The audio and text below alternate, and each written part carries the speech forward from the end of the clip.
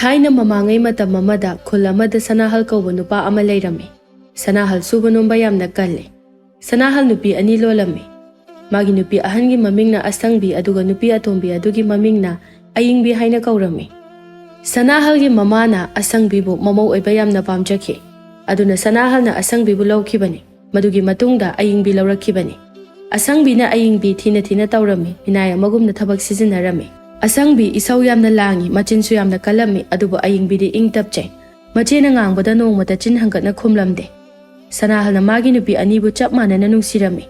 Firol magta lairagaso makoy ani ki chap mana ba lairame. Sanahal tu thabak chatkirame. Asangbi na ayingbi da asum na hairame. Hai, ayingbi ngasidi nga thong. Ay nga thong ba yam chaningi. Iche, nga do hore numidang oina thong dase. Haujikidi injang loiri. Hai, injang loi buloi daba ai kem khangde. Aina thongo haiba injang do nangna thong gadabani. Hoi che, ai kai thel chatuna nga lairurage aduga thongna naba. Asangbi do imung changkhirami ayingbi su kai thel chatuna nga lairami nga laiba loiraduna asangbi do nga adubu thonglame. Nga adu su thongba loiraduna machegi chak saruk adu thirami. Ayingbi do machegi kada changlaktuna chak chana naba hairami. Aina chak charingai asida lairiba phi mayam sing ase turilda puduna sudo gadabani. Hoi che, ai suruge. Asangbi do chakhumda chak chaba changkre. Ayingbi so piyamadu puduna turilda phi suba laklame. Mau khare su nok tuna phi sudana lairame. Ayingbi ubada mau amana. Iche ayingbi phi suge hairo. Hoi phi khara suge tawbani.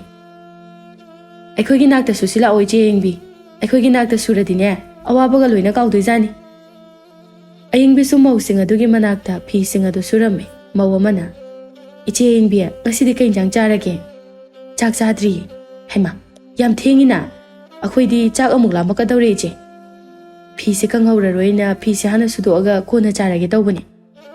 Iche, chaba thakpa matam naidrabadi hakjang sokani ko. Ado iche sangbidi nomata phi subasu ude.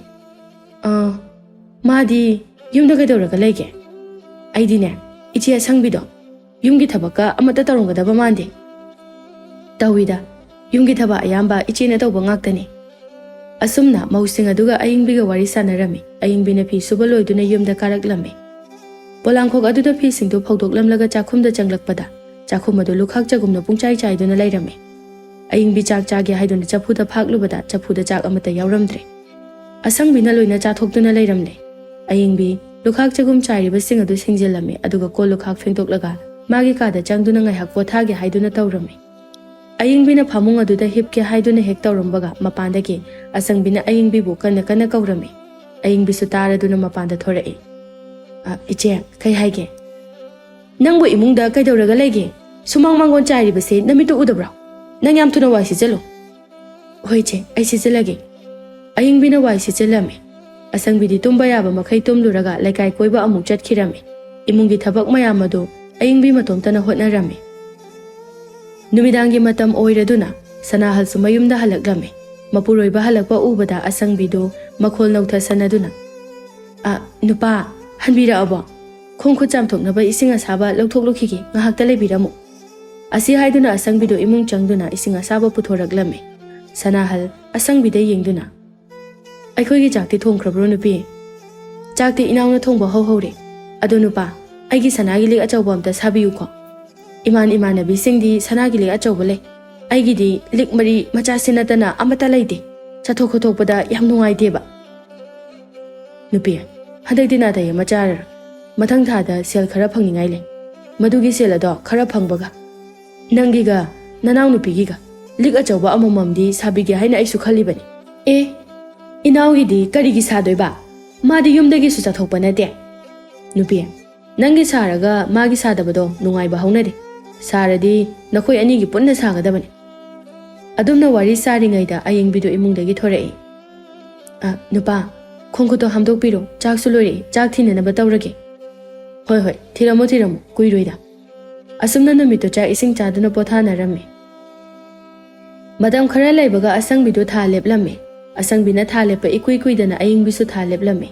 Asangbidi ayingbina tha leple tabada yamna saunginglame. Asangbi wakhalda asumna khalle. Masina aingonda yetpase. Icha popo phabo hek yelida.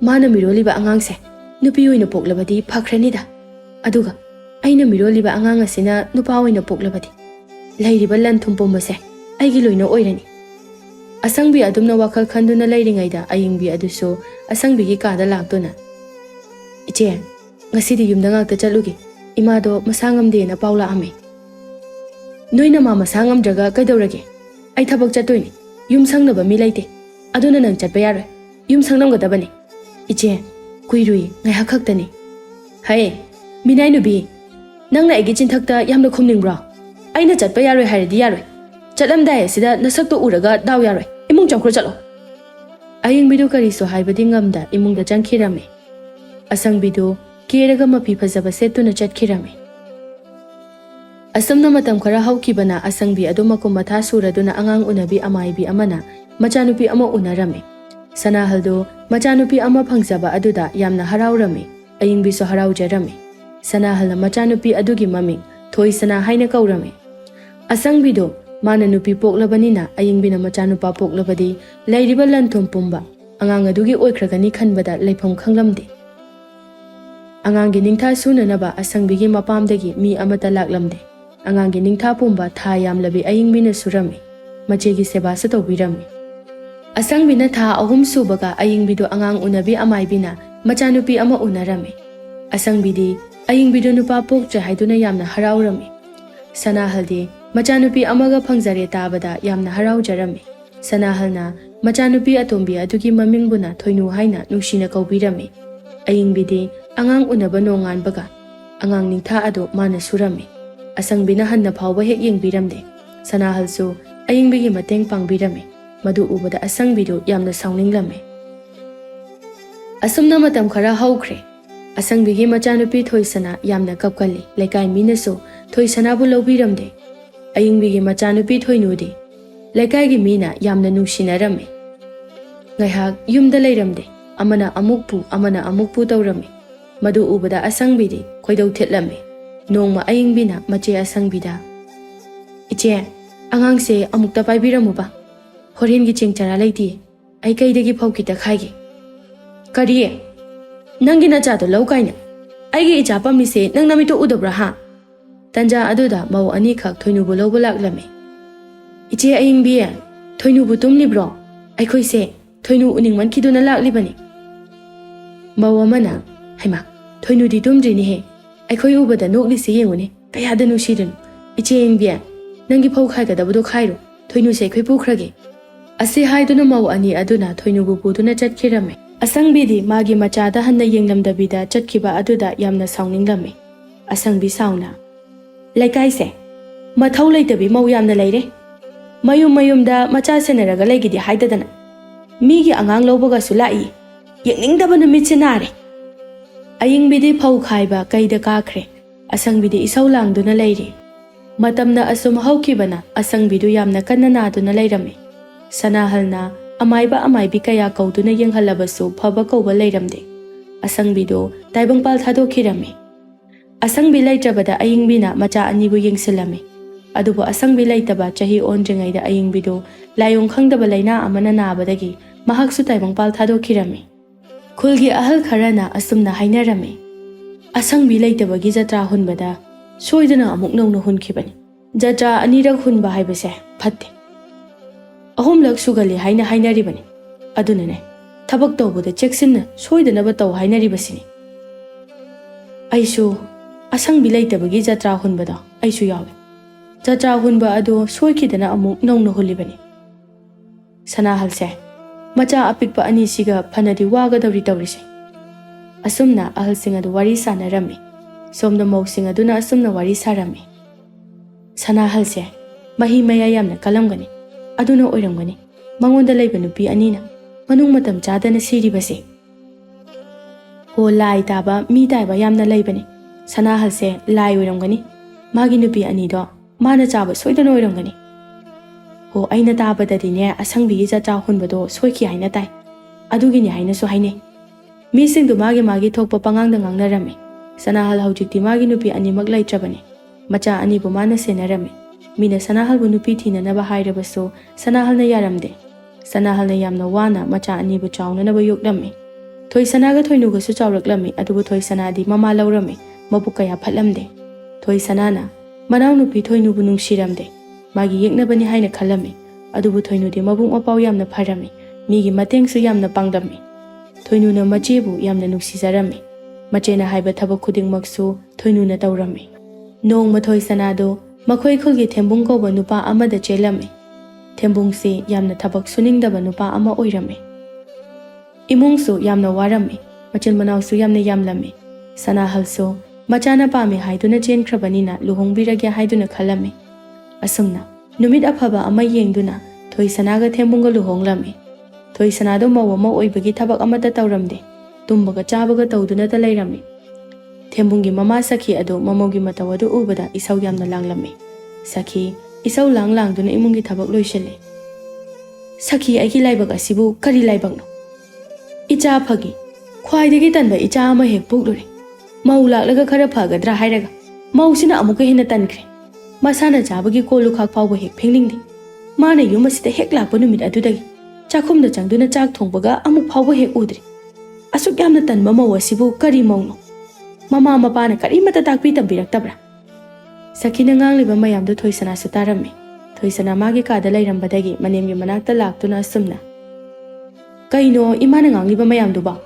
Ai ngasaidagi tagina tabani. Taba ngamlaktre. Aina yumasida laklise. Minai wageduna lakpa nate. Yumasigi mapu wageduna laklibani. O ibe mase yumasigi mapu oigeduna lakliba oire. O mapudu oininglabadine. Napa amaduda lairaga oiruru. Sidadi yaroi. Yumasida laige hairabadi. Yumgi mawa ma oibagi licha saja chatpatam. Atai mausing asina tawribase nangmu namit adu karimata udrabaro. Thoisana sauna. Masigi hanubise aingonda khadaba yamna hawgadawri. Aina ngasi sauraktana nasam khara hawribada phoidatkani. Sakhi khwangchet kanna setuna. Lao lao phoiru lao. Thoisana su yamna sauna manemgi masamado phoige haiduna chinsalame. Adubu Sakhina oina Thoisanagi masamadu phoirami. Thoisanado manemna masam phoiba aduda naraduna laurami. Tanja aduda Sakhigi nupa ibodon sulaglami. Magi nupiga mamauga khanaribadu khamdoktuna asumna hairei. Hai khara khanarabadi yare ni noiba. Laikai mina kumhaigumna yengduna leire. Namai singadubu karimada ikaidabro. Sakhidu mamaugi masam phoiba adu thadoktuna.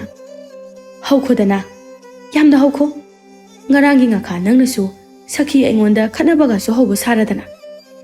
Thoisana kaptuna. Hingchabi aisini. Migi masamse hekto phoine. Khangniba. Ngasi tachanupa lakta lakisanu lan tawhenge. Yare to odana khoiba. Nakhoine ikaiba khangdrabasu aine lekai mama ngasida ikai ko. Thoisana do kaplaga magi kada changkhirami. Ibotona magi nupida. Mama Karigi namawasigi masam phoiruribanu nangbo. Phajana ngangnaba yadabro. Moi mapa phajana ngangnabada gyan tagadaba maunate. Mana aikhoigi seba tawgadra hairaga aikhoina oina magi seba tawduna lairabani. Thoisanado mapi marol setuna thorei. Hai bema kadaida mu chakadoribano. Baji ayumsida leiba kiri aduna ipamdo oina leizaruragi. Asi hairaga Thoisanado chatkirami.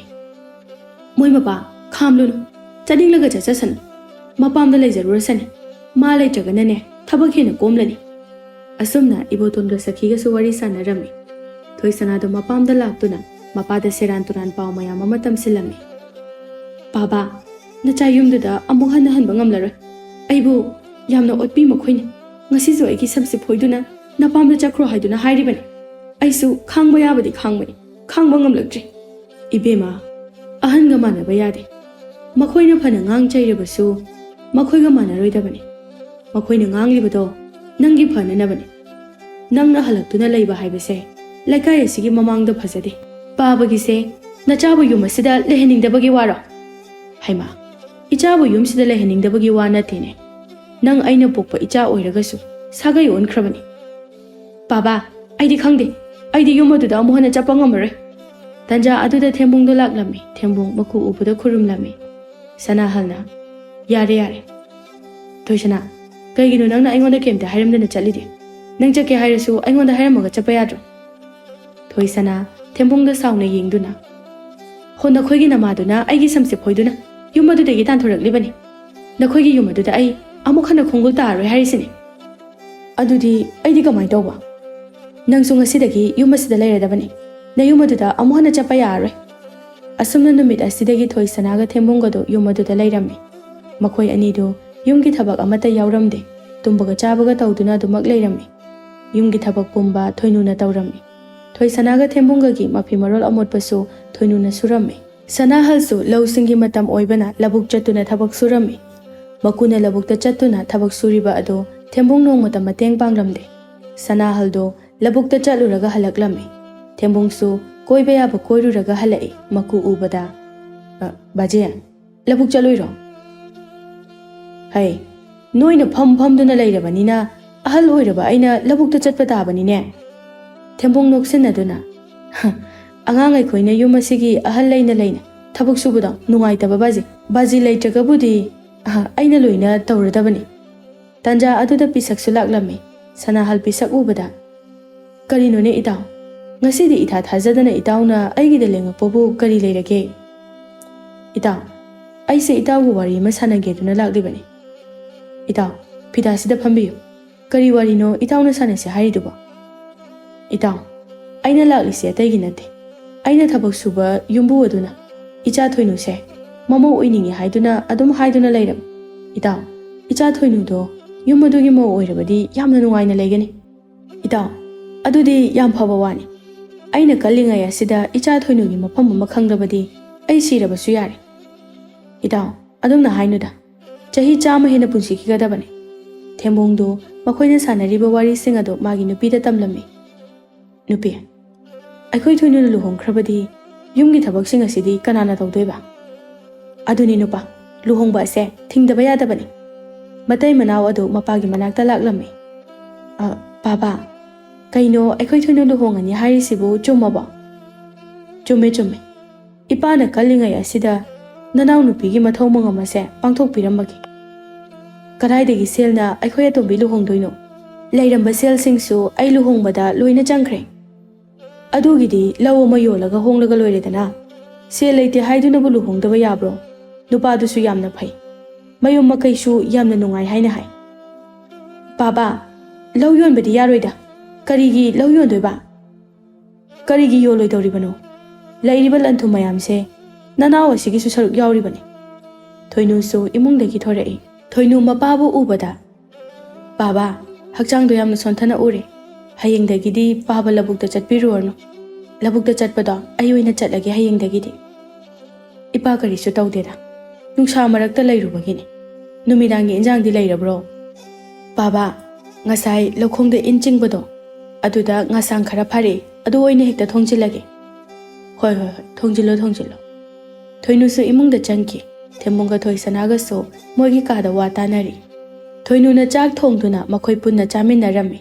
Thoi sana chak tokpaga masa nungaite haiduna phamungda changkhre. Thoinuna lukhak chagum sing adu sengjilami. Sanahal thoinuda yengduna kondo hayeng phenglone imungi thabak tawbada icha yamna waramlani. Wadiya baba nungdang ko lukhak namsilaga thambase tawhaide na hainei aduna phengtho amagi. Ipa ngai biro nangbu kibro. Kidiye baba potharuro labukta chatlubagi yam waramani. Nangna kidi hairabanina ipa su potharurake. Ase hairamlaga sanahal su pothaba changkhirame. Thoinu kol sing adu phengtoklaga magi kada changduna potharame. Thembunga thoi sanagadi wa khanari thembungna. Nupi. Thoinu luhongbada law yonkhrabadi aikhoi gidi karimata lehauraroi. Baba leibanina aikhoi luhongbase thinglubasu yaroi. Kamai tawsige nupa. Piklingai matamdagi thoinuna aigi lambida adum yetuna laklabani. Baba su aingondagi thoinubuna hena luna nungsina tawi. Aibuna poktaba macha amagumna inthoktuna thambu. Aina uninglibase thoinuna wana lenbaduni. Nupiya aikhoi ani changduna bajise hatokhrasira. Madu oiradi leiriba lanthu mayamse akhoi ani gi loi oirani. Nupa nangna haribaduna phari. Adudi thabak ase ngasi hing pangthoklasi. Asi haiduna matai manaw adu makhoigi kadagi hawgatuna mapana tumliba aduda laklami.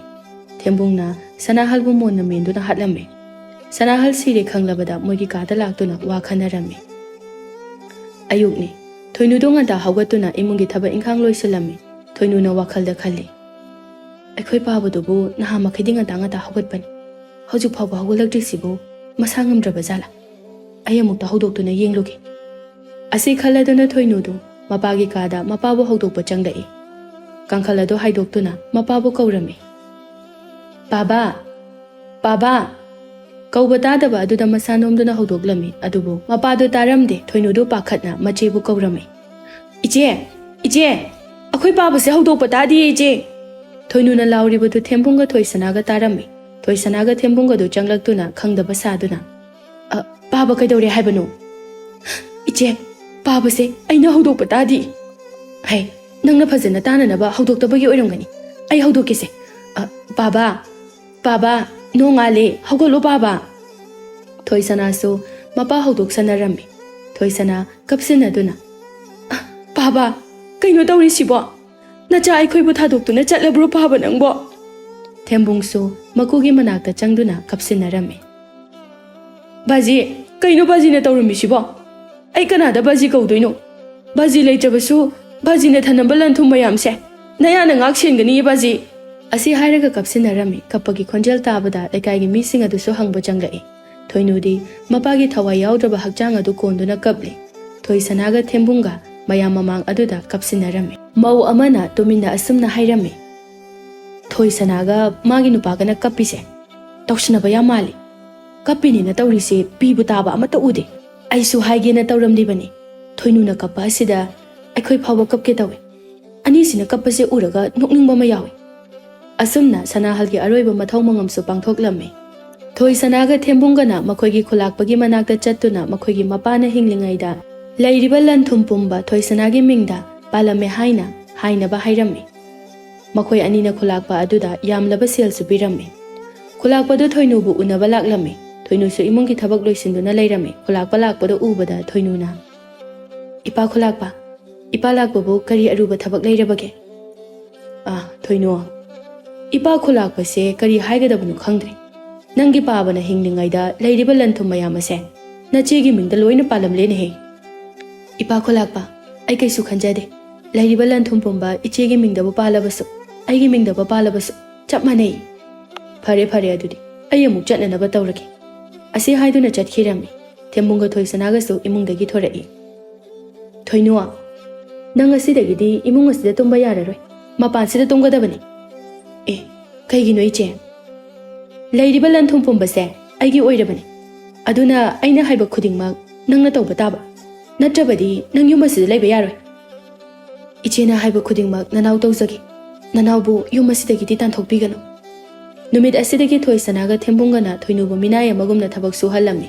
ꯆꯥꯛꯁꯨ ꯃꯕꯨꯛ ꯊꯟꯅ ꯄꯤꯖꯔꯝꯗꯦ ꯊꯣꯏꯁꯅꯥꯗꯣ ꯃꯥꯒꯤ ꯅꯨꯄꯥꯅ ꯆꯥꯅꯅꯕ ꯉꯥ ꯊꯣꯡꯂꯤ ꯉꯥ ꯑꯗꯨ ꯊꯣꯡꯕ ꯂꯣꯏꯕꯒ ꯃꯇꯩ ꯃꯅꯥꯎ ꯆꯥꯔꯝꯃꯤ ꯊꯣꯏꯅꯨꯁꯨ ꯊꯕꯛ ꯇꯧꯕ ꯂꯣꯏꯗꯨꯅ ꯏꯃꯨꯡꯗ ꯆꯪꯂꯛꯏ ꯏꯆꯦꯅ ꯍꯥꯏꯕ ꯊꯕꯛꯁꯤꯡꯗꯣ ꯇꯧꯕ ꯂꯣꯏꯔꯦ ꯆꯥꯛ ꯆꯥꯕ ꯌꯥꯔꯗ꯭ꯔꯥ ꯏꯆꯦ ꯊꯣꯏꯁꯅꯥꯅ ꯉꯔꯥꯡꯒꯤ ꯆꯥꯛ ꯏꯟꯁꯥꯡ ꯑꯗꯨꯅ ꯊꯣꯏꯅꯨꯗ ꯄꯤꯖꯔꯝꯃꯤ ꯁꯦ ꯁꯤ ꯆꯥꯔꯒ ꯂꯨꯈꯥꯛ ꯆꯒꯨꯝꯁꯤꯡ ꯑꯁꯦ ꯐꯖꯅ ꯁꯦꯡꯖꯤꯜꯂꯨ ꯑꯁꯤ ꯍꯥꯏꯔꯝꯂꯒ ꯊꯣꯏꯁꯅꯥꯗꯨ ꯆꯥꯛꯈꯨꯝꯗꯒꯤ ꯊꯣꯛꯈꯤ ꯊꯣꯏꯅꯨꯗꯨ ꯉꯔꯥꯡꯒꯤ ꯆꯥꯛ ꯏꯟꯁꯥꯡ ꯑꯗꯨ ꯆꯥꯔꯝꯃꯤ ꯊꯦꯝꯕꯨꯡꯅ ꯅꯨꯄꯤ ꯀꯌꯥꯝ ꯀꯨꯏꯅ ꯊꯣꯏꯅꯨꯁꯦ ꯌꯨꯝ ꯑꯁꯤꯗ ꯁꯨꯝ ꯊꯝꯈꯤꯁꯦ ꯍꯥꯏꯕꯅꯣ ꯌꯨꯝ ꯑꯁꯤꯗꯒꯤ ꯆꯠꯍꯟꯈ꯭ꯔꯁꯤ ꯅꯨꯄꯥ ꯑꯩꯁꯨ ꯈꯜꯂꯤꯕꯅꯤ ꯇꯥꯟꯊꯣꯛꯈ꯭ꯔꯁꯤꯔꯥꯅ ꯅꯨꯄꯤ ꯇꯥꯟꯊꯣꯛꯈ꯭ꯔꯁꯤ ꯆꯥꯕ ꯇꯤꯡꯅꯅꯕꯅꯤ ꯆꯦꯡꯅꯁꯨ ꯌꯥꯝ ꯇꯥꯡꯉꯀꯥꯟꯁꯤꯗ ꯐꯔꯦ ꯅꯨꯄꯥ ꯇꯥꯟꯊꯣꯛꯈ꯭ꯔꯁꯤ ꯊꯣꯏꯅꯨꯗꯨ ꯊꯕꯛ ꯂꯣꯏꯗꯨꯅ ꯃꯥꯒꯤ ꯀꯥꯗ ꯄꯣꯊꯥꯒꯦꯅ ꯆꯪꯂꯛꯄꯒ ꯊꯣꯏꯁꯅꯥꯅ ꯊꯣꯏꯅꯨꯕꯨ ꯀꯧꯔꯝꯃꯤ ꯊꯣꯏꯅꯨ ꯊꯣꯏꯁꯅꯥꯒꯤ ꯃꯅꯥꯛꯇ ꯂꯥꯛꯂꯝꯃꯤ ꯏꯆꯦ ꯀꯩ ꯍꯥꯏꯒꯦ ꯅꯪ ꯍꯧꯖꯤꯛꯃꯛ ꯌꯨꯝ ꯑꯁꯤ ꯊꯥꯗꯣꯛꯇꯨꯅ ꯆꯠꯈ꯭ꯔꯣ ꯏꯆꯦ ꯑꯩꯅ ꯀꯔꯤ ꯂꯥꯟꯈ꯭ꯔꯒꯦ ꯍꯩ ꯅꯪꯅ ꯂꯥꯟꯕ ꯂꯥꯟꯗꯕ ꯌꯨꯝ ꯑꯁꯤꯒꯤ ꯃꯄꯨ ꯑꯩꯅꯤ ꯅꯪꯕꯨ ꯌꯨꯝ ꯑꯁꯤꯗ ꯂꯩꯍꯟꯕ ꯂꯩꯍꯟꯗꯕ ꯑꯩꯒꯤ ꯑꯄꯥꯝꯕꯅꯤ ꯍꯧꯖꯤꯛꯃꯛ ꯌꯨꯝ ꯑꯁꯤ ꯊꯥꯗꯣꯛꯇꯨꯅ ꯆꯠꯈ꯭ꯔꯣ ꯆꯠꯂꯣ ꯊꯣꯏꯅꯨꯅ ꯃꯆꯦꯗ ꯐꯅ ꯍꯥꯏꯖꯔꯕꯁꯨ ꯃꯆꯦꯅ ꯊꯣꯏꯅꯨꯒꯤ ꯋꯥ ꯇꯥꯕꯤꯔꯝꯗꯦ ꯊꯣꯏꯅꯨ ꯌꯨꯝ ꯊꯥꯗꯣꯛꯇꯨꯅ ꯆꯠꯈꯤꯔꯝꯃꯤ ꯊꯣꯏꯅꯨ ꯀꯞꯇꯨꯅ ꯂꯥꯛꯄꯅ ꯎꯃꯪ ꯌꯧꯔꯛꯂꯝꯃꯤ ꯅꯨꯃꯤꯠꯁꯨ ꯇꯥꯔꯝꯃꯤ ꯊꯣꯏꯅꯨ ꯎ ꯑꯃꯒꯤ ꯃꯈꯣꯡꯗ ꯀꯞꯂꯤ ꯇꯟꯖꯥ ꯑꯗꯨꯗ ꯀꯅꯥꯒꯨꯝꯕ ꯈꯔꯅ ꯋꯥꯔꯤ ꯁꯥꯟꯅꯕꯗꯨ ꯊꯣꯏꯅꯨꯅ ꯇꯥꯔꯝꯃꯤ ꯋꯥꯔꯤ ꯁꯥꯟꯅꯔꯤꯕꯗꯨ ꯍꯨꯔꯥꯟꯕꯅꯤ ꯍꯨꯔꯥꯟꯕꯁꯤꯡ ꯑꯗꯨ ꯑꯁꯨꯝꯅ ꯋꯥꯔꯤ ꯁꯥꯟꯅꯔꯝꯃꯤ ꯑꯩꯈꯣꯏꯅ ꯀꯣꯅꯨꯡꯗꯒꯤ ꯍꯨꯔꯥꯜꯂꯛꯂꯤꯕ ꯁꯅꯥ ꯂꯨꯄꯥ ꯃꯌꯥꯝꯁꯦ ꯀꯣꯝ ꯑꯃ ꯇꯧꯗꯨꯅ ꯃꯇꯝ ꯈꯔ ꯊꯝꯂꯁꯤ ꯅꯤꯡꯊꯧꯅ ꯊꯤꯕ ꯂꯦꯞꯂꯕ ꯃꯇꯝꯗ ꯑꯃꯨꯛ ꯂꯧꯔꯁꯤ ꯅꯪꯅ ꯍꯥꯏꯗꯨꯅ ꯐꯔꯅꯤ ꯁꯤꯒꯤ ꯍꯩꯅꯧ ꯄꯥꯝꯕꯤ ꯃꯈꯣꯡ ꯑꯁꯤꯗ ꯑꯣꯏꯅ ꯂꯣꯠꯇꯨꯅ ꯊꯝꯃꯁꯤ ꯑꯁꯨꯝꯅ ꯍꯨꯔꯥꯟꯕꯁꯤꯡ ꯑꯗꯨꯅ ꯀꯣꯝ ꯑꯃ ꯇꯧꯗꯨꯅ ꯃꯈꯣꯏꯅ ꯍꯨꯔꯥꯜꯂꯛꯄ ꯁꯅꯥ ꯂꯨꯄꯥ ꯃꯌꯥꯝꯗꯨ ꯀꯣꯝ ꯑꯗꯨꯗ ꯂꯣꯠꯇꯨꯅ ꯊꯝꯂꯝꯃꯤ huranbasing adu chatkirami. Numit adusu hauki konungdani sana lupa mangbagi ningthau adu mathai yamna sarami. Ningthauna mantri aduda mantri Lanmi asuk yamna leiba mafam asida matau karamna huranbasing aduna changaktuna konung asida leiba sana lupa huran kribana. Iningthau Nanaina khanbada huranbasing ada ichamchamba huranbadi oiru. Lanmi singda aina hangbadasu kana amatana lakpa udi haina hai. Mantri haudimak leibak sinba thung sagol pauja chalo. Huranbasing adu takpa ngamba mi aduda mana mathum chamu pigani hai. Phagani ningthau nanai lanmi singda haijage. Asumna ningthauna lanmi khara leibak sinba thungna sagol pauja chathalami. Thoinu do konungda ningthau unaba laklammi. Ningthau thoinuda yengduna nupi macha Nangna ningthau aiga unage haina laklibadi kari leire. Iningthaugi konungdagi hurankiba sana lupa sing adugi thampam ai khangje. Nangna matau karamna khangliba. Thoinuna ngarang ahing thokiba pumba ningthauda lirame. Nupi macha huranba sing aduna sana lupa lotuna thamba mafam aduda hojimuk jasi. Asumna thoinuna sana lupa lotuna thamliba mafam aduda ningthaubu puraklame. Huranba sing aduna sana phumlamba komadu kotuna yengba matamda mangkiba sana mayam adu leirame. Ningthau adu yamna haraujarame. Ningthau aduna thoinuda nupi macha nangi apambado ningthau aingonda hayu. Nangi apamba khudingmak ningthau aina yagani aina pigani. Iningthau ai karisu pamjade. Ningthau thoinugi mabukchel sengba adu ubada asumna hairai. Nupi macha nangi pukchel sengba asi ubada ningthau ai pele. Haujikti matam masida nahak kumbidi atangbini aduna nangbu aigi icha Rajkumar ga luhongbirage haina aina khalli nangi apambasu hai thoinu so ningthauna hariba aduda yarami ningthauna numit afaba ama yengduna thoinu ga Rajkumar ga luhongbirami thoinu konungda nungaina lekhirami aduga somda thembunga thoi sanaga do leiriba lanthum mayam adu kai kai duna charakpana lanthum amata leitre makhoi ani do leifam leitraduna thembungi mayumda laklame adubu sakhina makhoi anibu yumaduda leihalamde Thoi sanaga thembunga do makhoi anina tauruba phattaba sing aduna maram oiraga kana amatana nungsiramde makhoi ani do chada thakta duna sirame